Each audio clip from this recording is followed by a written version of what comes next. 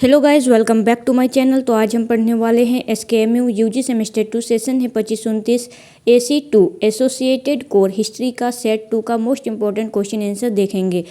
और पहले हमने सेट 1 को देख लिया है और आज हम देखेंगे सेट 2 को। अगर आपने सेट 1 को नहीं देखा है तो चैनल पर जाकर देख सकते हैं, पूरा प्लेलिस्ट बना हुआ है और प्लेलिस्ट का लिंक आपको डिस्क्रिप्शन में भी मिल जाएगा। इसके साथ ही हमारे Telegram channel and WhatsApp channel को भी ज्वाइन कर लीजिए, क्योंकि आपको इसका PDF भी टेलीग्राम चैनल पर ही मिलेगा। तो चलिए देर न करते हुए शुरू करते हैं और देखते हैं AC2 हिस्ट्री का मोस्ट इंपॉर्टेंट क्वेश्चन आंसर। आज हम देखेंगे SKMU सेमेस्टर 2 25-29 के स्टूडेंट के लिए AC एसोसिएटेड कोर हिस्ट्री का सेट 2। तो पहले हम देखेंगे very short answer type question, जो कि है 1 मार्क्स का। क्वेश्चन नंबर 1 है, महाजनपद कितने थे? प्राचीन भारत में 16 महाजनपद थे, जिसका उल्लेख बौद्ध ग्रंथ अंगुत्तर निकाय में मिलता है। प्राचीन भारत में कितने महाजनपद थे? 16, और इसका उल्लेख मिलता है बौद्ध ग्रंथ अंगुत्तर निकाय में। क्वेश्चन नंबर 2 है, कलिंग युद्ध किसके शासनकाल में हुआ? कलिंग युद्ध सम्राट अशोक के शासनकाल में लगभग 261 ईस्वी पूर्व में हुआ। इस युद्ध के बाद अशोक ने बौद्ध धर्म एवं शांति की नीति अपनाई। कलिंग युद्ध सम्राट अशोक के शासनकाल में 261 ईस्वी पूर्व में हुआ था और इस युद्ध के बाद अशोक ने बौद्ध धर्म एवं शांति की नीति अपनाई। इस युद्ध में इतने लोगों की मृत्यु हुई थी कि सम्राट अशोक थे, उनका हृदय परिवर्तन हो गया और उन्होंने बौद्ध धर्म को अपना लिया और शांति की नीति अपना ली। क्वेश्चन नंबर 3 है, कनिष्क किस वंश का शासक था? कनिष्क कुषाण वंश का प्रसिद्ध शासक था। वह बौद्ध धर्म के संरक्षण और प्रचार के लिए प्रसिद्ध था। कनिष्क कुषाण वंश का प्रसिद्ध शासक था और वह बौद्ध धर्म के संरक्षण और प्रचार के लिए प्रसिद्ध हैं। क्वेश्चन नंबर 4 है, फाहियान किसके शासनकाल में भारत आया? चीनी यात्री फाहियान चंद्रगुप्त द्वितीय मतलब विक्रमादित्य के शासनकाल में भारत आया था। उसने भारत की सामाजिक एवं धार्मिक स्थिति का वर्णन किया। चीनी यात्री फाहियान चंद्रगुप्त द्वितीय, जिसे विक्रमादित्य भी कहा जाता है, उनके शासनकाल में आया था और उसने भारत की सामाजिक एवं धार्मिक स्थिति का वर्णन किया। क्वेश्चन नंबर 5 है, हर्ष चरित्र के लेखक कौन है? हर्ष चरित्र के लेखक बाणभट्ट थे। उन्होंने इसमें सम्राट हर्षवर्धन के जीवन और शासन का वर्णन किया है। हर्ष चरित्र के लेखक बाणभट्ट थे और उन्होंने इसमें सम्राट हर्षवर्धन के जीवन और शासन का वर्णन किया है। अब हम देखेंगे शॉर्ट आंसर टाइप क्वेश्चन, जो कि है 5 मार्क्स का। क्वेश्चन नंबर 1 है, जैन धर्म के प्रमुख सिद्धांतों का वर्णन कीजिए। जैन धर्म भारत के प्राचीन धार्मिक परंपराओं में से एक है। इसमें 24वें तीर्थंकर महावीर स्वामी थे, जिन्होंने जैन धर्म के सिद्धांतों का व्यापक प्रचार किया। जैन धर्म का मुख्य उद्देश्य मनुष्य को कर्मों के बंधन से मुक्त करके मोक्ष की प्राप्ति करना और इसके मुख्य सिद्धांतों में अहिंसा, अस्तेय, अपरिग्रह और ब्रह्मचर्य शामिल हैं। जैन धर्म भारत के प्राचीन धार्मिक परंपराओं में से एक है और इसमें 24वें तीर्थंकर महावीर स्वामी थे, जिन्होंने जैन धर्म के सिद्धांतों का व्यापक प्रचार किया।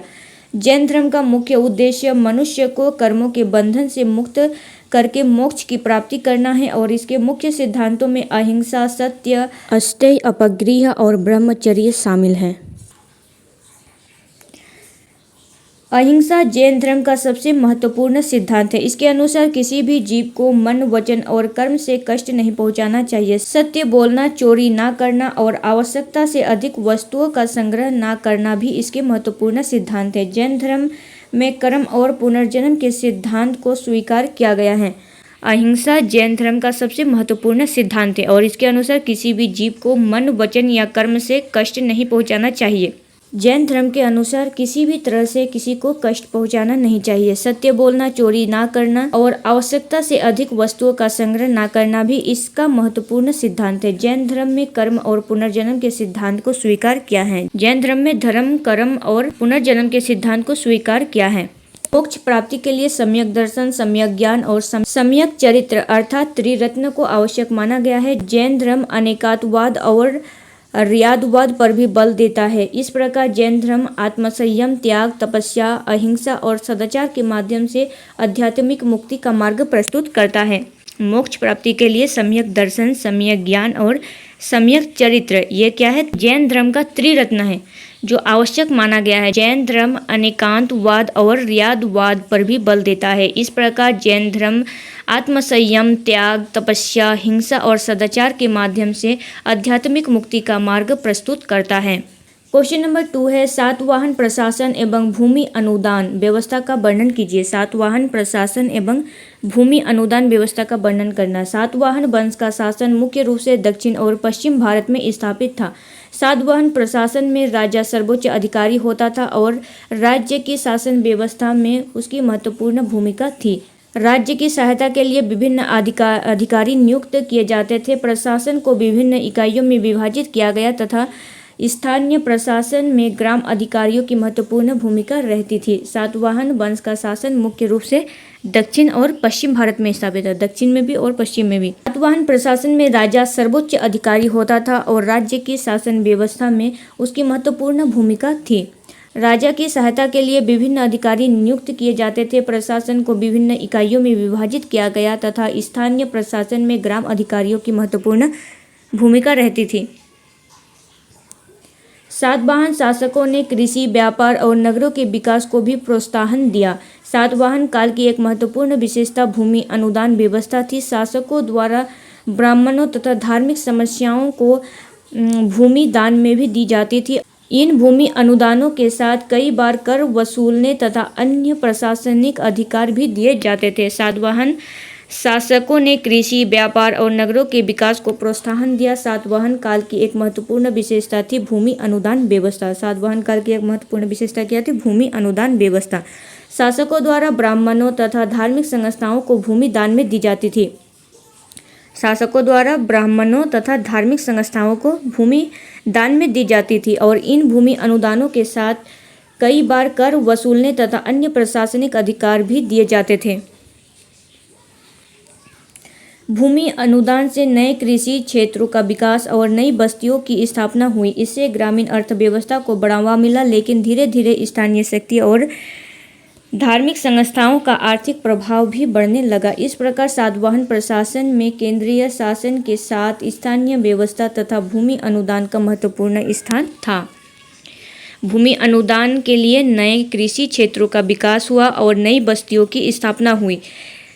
इससे ग्रामीण अर्थव्यवस्था को बढ़ावा मिला, लेकिन धीरे धीरे स्थानीय शक्तियों और धार्मिक संस्थाओं का आर्थिक प्रभाव भी बढ़ने लगा। इस प्रकार सातवाहन प्रशासन में केंद्रीय शासन के साथ साथ स्थानीय व्यवस्था पर भूमि अनुदान का महत्वपूर्ण स्थान था।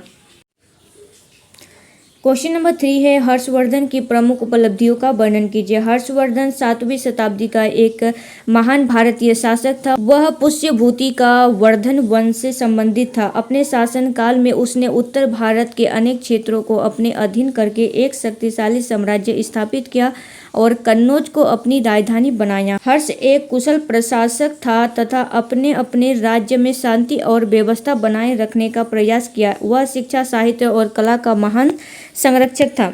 हर्षवर्धन 7वीं शताब्दी का एक महान भारतीय शासक था। वह पुष्यभूति या वर्धन वंश से संबंधित था। अपने शासनकाल में उसने उत्तर भारत के अनेक क्षेत्रों को अपने अधीन करके एक शक्तिशाली साम्राज्य स्थापित किया और कन्नौज को अपनी राजधानी बनाया।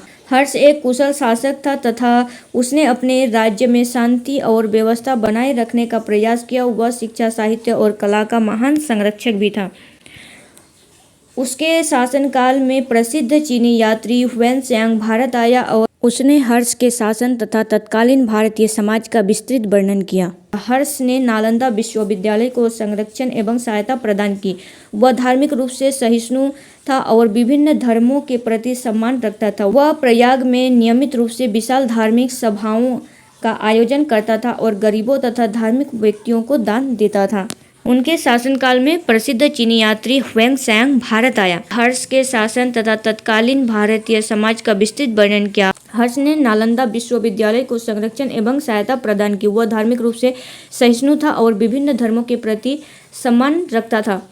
वह प्रयोग में नियमित रूप से विशाल धार्मिक सभाओं का आयोजन करता था और गरीबों तथा धार्मिक व्यक्तियों को दान देता था। हर्ष स्वयं भी साहित्य प्रेमी था और उसके नाम से नागानंद, रत्नावली और प्रियदर्शिका जैसी रचनाएं जुड़ी है। इस प्रकार हर्षवर्धन को एक कुशल शासक, विद्या एवं साहित्य का संरक्षक तथा धार्मिक सहिष्णुता के समर्थक के रूप में याद किया जाता है। हर्षवर्धन स्वयं भी एक साहित्य प्रेमी था और उसके नाम से नागानंद, रत्नावली और प्रियदर्शिका जैसी रचनाएं जुड़ी है। नागानंद, रत्नावली और प्रियदर्शिका। इस प्रकार हर्षवर्धन को एक कुशल शासक, विद्या एवं साहित्य का संरक्षक तथा धार्मिक सहिष्णुता के समर्थक के रूप में याद किया जाता है। अब हम देखेंगे लॉन्ग आंसर टाइप क्वेश्चन, जो कि है 15 मार्क्स का। क्वेश्चन नंबर 1 है, जैन धर्म के उदय, सिद्धांत एवं भारतीय संस्कृति पर उनके प्रभाव का विस्तृत वर्णन कीजिए। जैन धर्म के उदय, सिद्धांत एवं भारतीय संस्कृति पर उनके प्रभाव का विस्तृत वर्णन करना है। क्वेश्चन नंबर 2 है, बौद्ध धर्म के उदय, सिद्धांत एवं भारतीय संस्कृति पर उनके प्रभाव का विस्तृत वर्णन कीजिए। बौद्ध धर्म के उदय, सिद्धांत एवं भारतीय संस्कृति पर उनके प्रभाव का विस्तृत वर्णन करना है। क्वेश्चन नंबर 3 है, महाजनपदों के उदय एवं मगध साम्राज्य के उत्कर्ष का विस्तृत वर्णन कीजिए। महाजनपदों के उदय एवं मगध साम्राज्य के उत्कर्ष का विस्तृत वर्णन करना है। क्वेश्चन नंबर 4 है, उत्तर मौर्यकालीन इंडो ग्रीक, कुषाण एवं सातवाहन शासकों के योगदान का विस्तृत वर्णन कीजिए। उत्तर मौर्यकालीन इंडो ग्रीक, कुषाण एवं सातवाहन शासकों के योगदान का विस्तृत वर्णन करना है।